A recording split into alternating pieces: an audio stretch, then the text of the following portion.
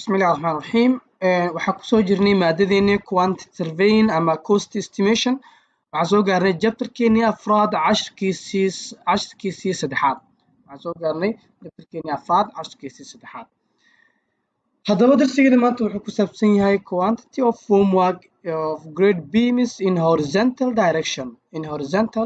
direction labadii darsi ee ka horreeyay cashirkan waxaa soo saaraynay quantity of formwork on grade beams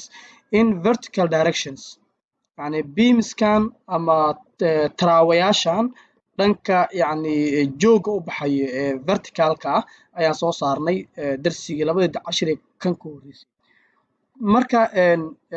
darsigan iyo darsiga kusoo xigaba waxaan kaga hadli doonaa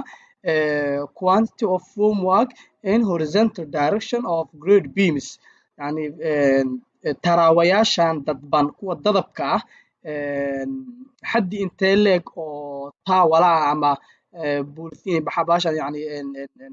adugu maxaa loo yaqaanaa coverka shubka lagu celiyo formwork qofka soo engineerna waa fahmaya dabcan formwork wuxuu yahay marka formwork millimeter square oo formwork ayaa looga baahan yahay taraawayaashan dhanka jooga u baxayo yani vertical direct waxaa horizontal directions formwork intee leeg ayaa looga baahan yahay ayuu ku saabsan yahay darsigeena caawa iyo kan kusoo xigaba insha allah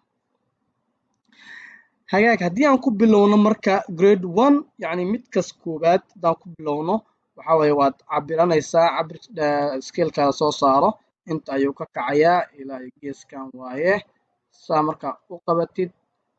waxaa waaye 7800 millimeter 7800 millimeter 7800 millimeter weeyaan maxaa la dhihi jiray lengthigiisa qaybtaas marka waxaa waaye externalka haddii internalka aan usoo gudubno waxaad ogaanaysaa internalka waxaan ka jaraynaa 4 beam baan ka jaraynaa 4ta beam waa kuwee 4ta beam ee ka jarayno waa midkan waxaan kaloo ka jaraynaa kan waxaan ka jaraynaa kan iyo midkaas kale 4tan beam waxaan ka jaraynaa yacni hore usoo xisaabinay oo waxaa waaye vertical directionska aan labada darsi ugu horreeyaan kasoo hadalnay therefore marka midkan qaybta externalka ah waan wada xisaabinaynaa lengthigiisa oo waayo ma jirto beams kaga yimaanaya dhanka dibadda kaga imaanayo oo aan ka jarayno laakiin saad og tahay waad fahmi kartid meeshaan ma gelayo formwork waayo kanaan soo xisaabinay kan ayaan soo xisaabinay marka 4 xabo kan oo kale ah ayaan ka jaraynaa horeyna waxaa usoo ogaanay sida projectkan aan ku samaynayno dhammaan waxaa waaye beamska cabirkiisa waxaa waaye 225 يعني 225 مليمتر waa ama 0.225 متر waxaan filaya inaad fahamteen haddaba marka toos aan u aado maxaa la dhihi jiray aan xisaabina calculatorkeena soo furo ya calculatorkaa soo furo markaas aad usoo furato qaybta externalka iyo jooji sideeda ayaan ugu daraynaa laakiin internalka hoose ayaa laga rabaa inaan ka jaro 4 beam therefore waxay noqonaysaa 225 times 4 225 times 4 marka 900 ayaan ka jaraynaa tiradii guud waxaan filaya inaad fahamteen haya marka waxaa waaye 7800 minus 900 ma fahantay 900 waxaa waaye 6900 marka ama 6.9 meter therefore marka waxaad ku dartaa marka externalka ku dar 6900 plus 78 millimeter 7800 maxay isku tahay 14700 marka 14700 waxaad u qaybisaa 1000 saad u hesho saad uga dhigtid meter this is millimeter divided by 1000 saa u jeedid waxaa noo soo baxday 14.7 meter waa lengthiga ama parameterka haddaba marka aan soo furanno excel sheetkeeni si aan ugu shaqayno hora usoo wadnay oo darsigii kan ku horreeyay ayaan kusoo sharxaynay marka number 6 baad leedahay serial number let us specify the location waxaad leedahay formwork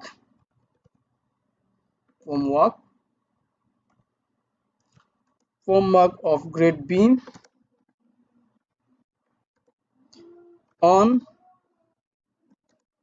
on grade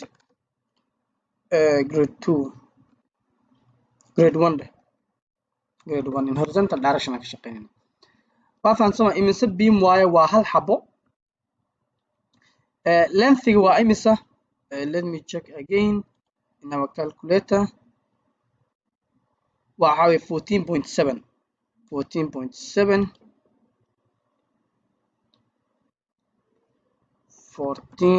14.7 height waa imisa waxa way 0.225 0.225 okay waa ujeedaa marka beamkan waxaan oga baahanahay 3.31 meter 3.31 meterkaas waxaad ogaanaysaa waxaad ogaataa waxaad u qaybinaysaa markaas anaga badanaa waxaan isticmaalnaa tawale tawalahan waxa waaye 0.8 meter square waa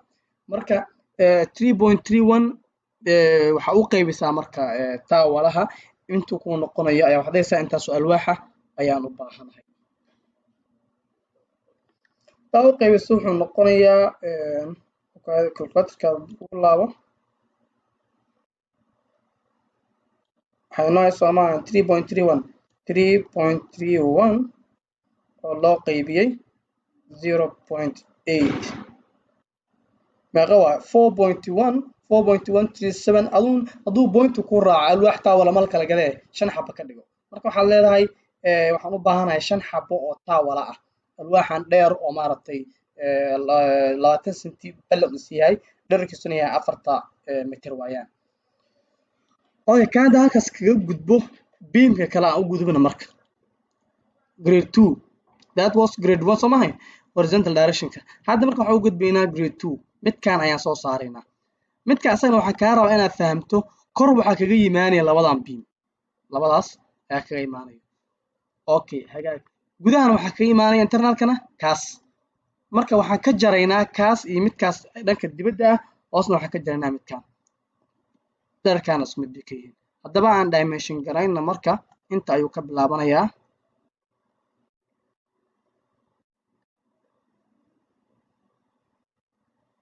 aan cabirka naga saarano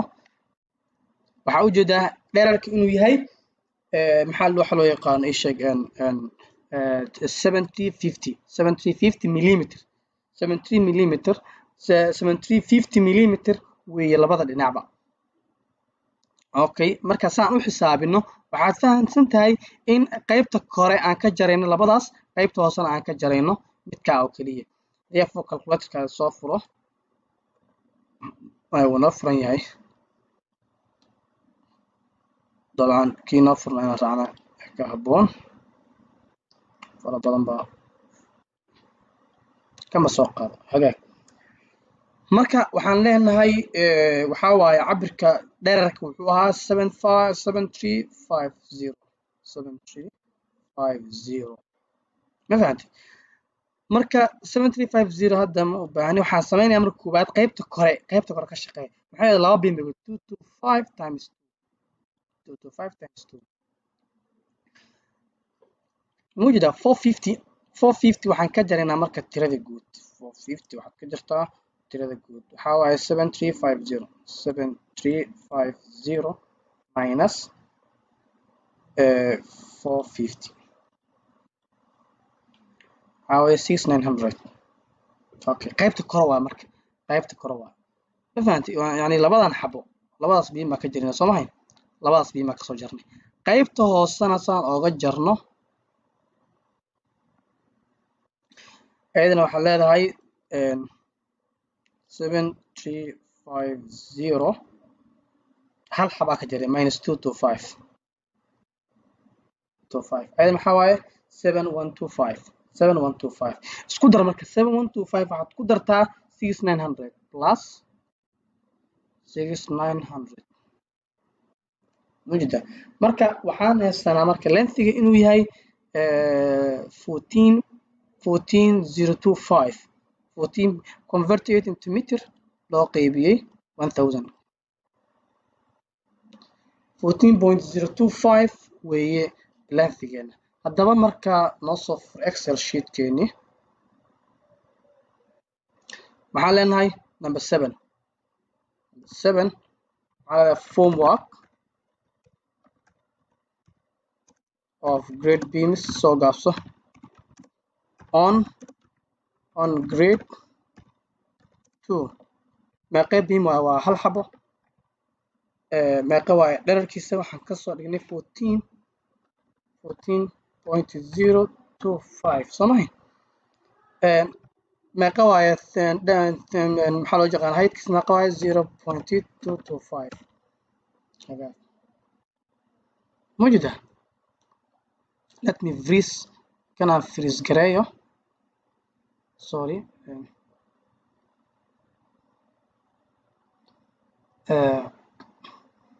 ama kusoo dhaweey aan saa u fahamtid ujeedaa kuwaasa formogum grade 1 hal xabo waaye 14 waxa waa lengthigi 0.225 waxa waaye maxaa loo yaqaanaa heightka 3.16 waxa waaye millimeter square uga baahannahay okay haddaba marka aan dib ugu laabto kan xiga marka beamkan ayaa noo xigo which grade 3 kan saddexaad isagana aan ku darno insha Allah waxa way cashka ka xigaan dhameystiri doonaa midka saddexaad ku hor waxba uga duwan wuu ka saalan yahay inta ka soo qabo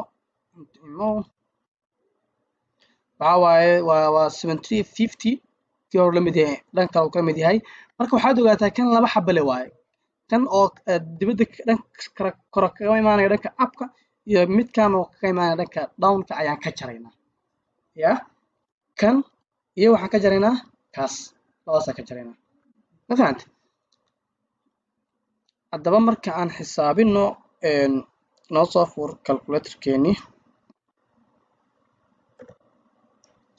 ama uu noo furan yahay ka laabo waa kana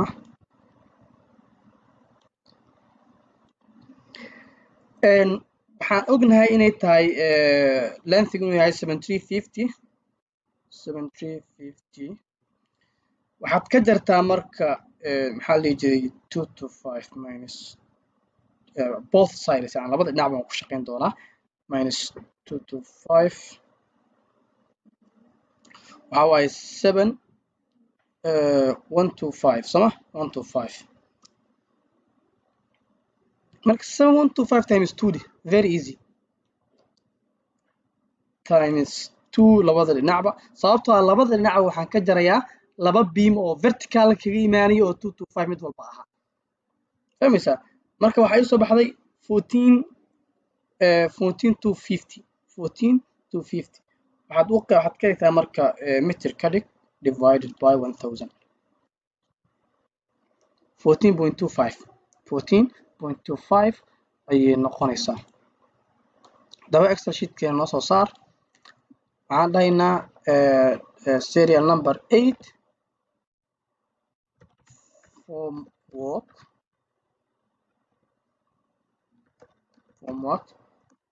of grade beams soo gaabso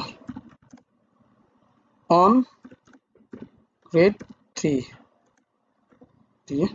waa hal beam waaye meeqaybu noqday lengthgiisa wuxuu ahaa 14.25 14.25 let me check it again ka shakiyay 14 waa saxanahay 14.25 weeyaan 14.25 kana maxaa waaye 0.225 height isagana wuxuu noqonayaa 3.21 aan kuu soo dhaweeyo 3.21 meter square ayaa oga baahannahay saad marka aad u hesho alwaaxa taa walaha waxaad u qaybisaa intaas 0.8 u qaybi hope you understand this section next lesson baa noo balan ah waxaan kaa rajaynayaa inaad fahamtay darsigaas haddii wax su-aalaad ka qabto hab commentaana noo soo weydii waxaa idin rajaynayaa darsigan darsi ku xigay inaad ka faa'iidaysan doontiin isaguna waxaan kaa codsanayaa in YouTube channelkeena subscribe saartid si dad badan ugu gaaro. Assalaamu calaykum.